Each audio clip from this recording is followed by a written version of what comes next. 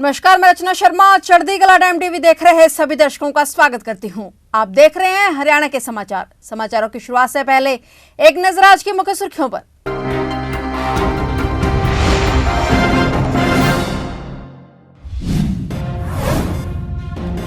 चंडीगढ़ में deputy mayor चुनाव पर बड़ा आदेश, नए सिरे से होंगे चुनाव। आज होने वाले चुनाव फिर टले। यमुना में प्रदूषण कम करने के लिए किए जा रहे प्रयास, लगाए जाएंगे 13 और सीवेज प्लांट। पर्यावरण मंत्री कंवरपाल ने विधानसभा में दी जानकारी। खनौरी बॉर्डर पर एक और किसान की मौत, अब तक 5 किसानों ने गंवाई जान। 62 वर्षीय किसान ने खनौरी बॉर्डर पर ली अंतिम सांस।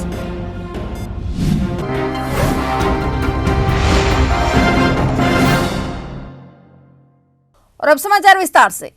चंडीगढ़ में आज मंगलवार सुबह 10 बजे होने वाले सीनियर डिप्टी मेयर और डिप्टी मेयर चुनाव टल गए हैं। वहीं इस मामले में सुनवाई करते हुए पंजाब हरियाणा हाईकोर्ट ने प्रशासन को आदेश दिया है कि चुनाव में सभी आपत्तियों पर गौर करते हुए नए सिरे से चुनावी नोटिफिकेशन जारी किया जाए। दरअसल कांग्रेस ने सीनियर डिप्टी मेयर और डिप्टी मेयर के चुनाव को लेकर हाईकोर्ट में याचिका लगाई थी। याचिका में कहा गया था कि चंडीगढ़ प्रशासन ने 27 फरवरी को सीधे वोटिंग की अधिसूचना जारी कर दी, जबकि प्रशासन को नॉमिनेशन समेत अन्य प्रक्रिया फिर से करानी चाहिए थी। बताया जा रहा है कि हाईकोर्ट ने सुनवाई के दौरान सुप्रीम कोर्ट के आदेश से नए मेयर बने कुलदीप मेयर का भी जिक्र किया और हाईकोर्ट ने कहा कि कुलदीप कुमार मेयर पद पर ग्रहण क्यों नहीं कर रहे हैं और इस पर हाईकोर्ट को जानकारी दी गई कि कुलदीप कुमार निजी कारणों से मेयर पद ग्रहण नहीं कर रहे हैं। फिलहाल आज के सीनियर डिप्टी मेयर और डिप्टी मेयर चुनाव टल गए हैं।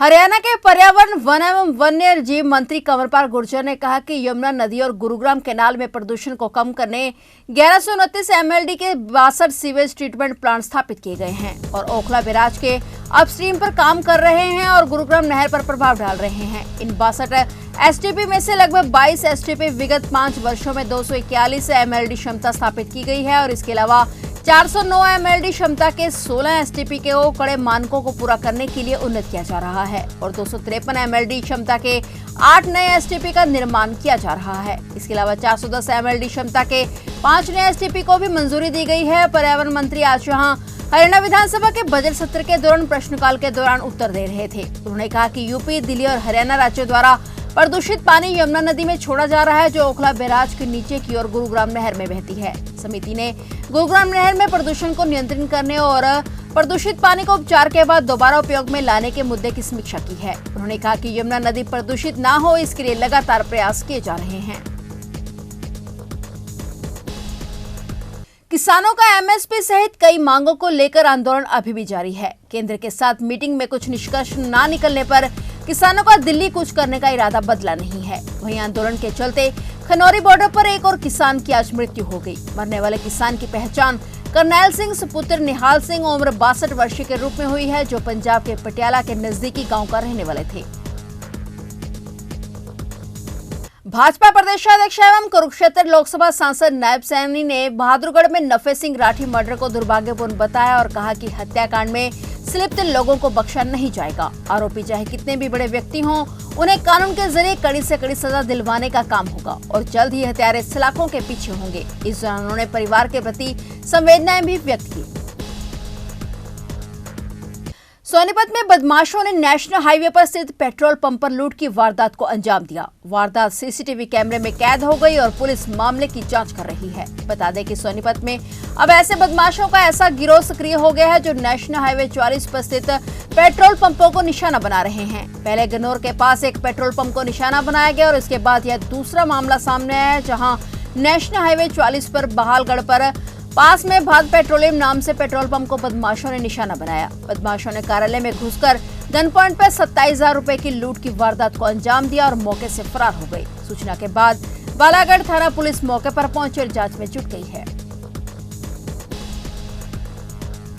हरियाणा विद्यालय शिक्षा बोर्ड की 10वीं और 12वीं की परीक्षाएं आज मंगलवार से शुरू हो गई हैं। इसके लिए सुरक्षा के पुख्ता प्रबंध किए गए हैं। परीक्षा केंद्रों के बाहर धारा 144 लगा दी गई है और इसके अलावा शिक्षा विभाग ने इस बार परीक्षा केंद्रों पर दो ऑब्जर्वर लगाए हैं। इनमें एक ऑब्जर्वर प्राइवेट स्कूल और दूसरा ऑब्जर्वर सरकारी स्कूल से होगा। इसके अलावा प्रश्न पत्र उड़नदस्ता केंद्रों पर मुहैया कराने के साथ केंद्रों का निरीक्षण कर नकल रोकने का काम करेगा। परीक्षा का ऑब्जर्वर ही बोर्ड मुख्यालय को अपडेट देगा और किसी भी तरह की गड़बड़ी पर कंट्रोल रूम में सूचना देगा। हरियाणा के पानीपत के कुराड़ गांव का यूट्यूबर निशु देशवाल करतब दिखाते हुए दम तोड़ गया। युवक ट्रैक्टर पर स्टंट करता था। वो अक्सर अपने दोस्तों के साथ ट्रैक्टर लेकर आता था और वीडियो शूट करता था। उसकी वीडियो पर लाखों व्यूअर आते थे। लोगों के प्यार को देखते हुए 2 साल पहले निशु ने एक ट्रैक्टर और 1.5 साल पहले एक थार गाड़ी भी खरीद ली थी और वो दोनों ट्रैक्टर और थार गाड़ी से भी स्टंट दिखाता था। लेकिन इस बार स्टंट करते हुए निशु की जान चली गई। निशु की स्टंट करते हुए ट्रैक्टर के नीचे दबने की वीडियो भी खूब वायरल हो रही है, जिसमें 3 दोस्त उसकी वीडियो बना रहे हैं। जैसे उसने 2 टायरों को ऊपर उठाया, पिछले टायर जाम हो गए। ट्रैक्टर का बैलेंस बिगड़ गया और उसका अगला हिस्सा टूटकर उसके ऊपर गिर गया। युवक उसके नीचे दब गया और मौके पर ही उसने दम तोड़ दिया। अंबाला शहर में 7वीं कक्षा के छात्र ने फांसी का फंदा लगाकर अपनी जीवन लीला समाप्त कर ली। घटना अंबाला सिटी के कुष्ठ आश्रम के पास की है।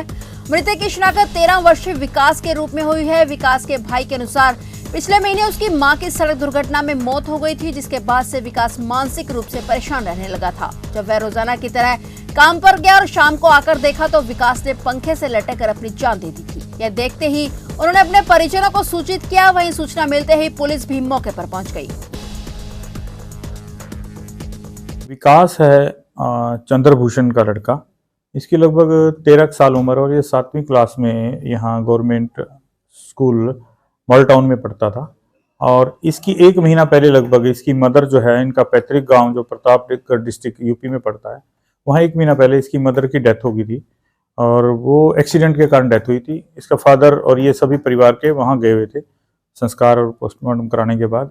तो वहाँ से इसका फादर अभी तक वापस नहीं आया। ये अपने ब्रदर के साथ, जो इसका सबसे बड़ा ब्रदर है, उसके साथ ये वापस आ गया यहाँ। ब्रदर इसका पीओपी का काम करता है, वो काम करने कहीं चला गया। ये रेंट पे यहाँ रह रहे थे सेक्टर 7 में, तो उसने पीछे से पंखे से लटक कर अपनी जान दे दी। तो ये अपनी मदर की वजह से शौक में था, उस वजह से ऐसा हुआ है। हरियाणा में मौसम में बदलाव देखने को मिल रहा है। यहाँ तापमान में उतार चढ़ाव जारी है और इस बीच अब प्रदेश में बारिश के आसार बने हुए हैं। काफी जिलों में न्यूनतम तापमान 10 डिग्री को पार कर गया है और वहीं अधिकतम तापमान 23 डिग्री के आसपास चल रहा है। भारतीय मौसम विज्ञान विभाग के अनुसार अभी 29 फरवरी तक मौसम खुश्क रहेगा और इसके बाद 1 मार्च को प्रदेश के कई जिलों में येलो अलर्ट जारी किया गया है और वर्षा होने की संभावना व्यक्त की गई है।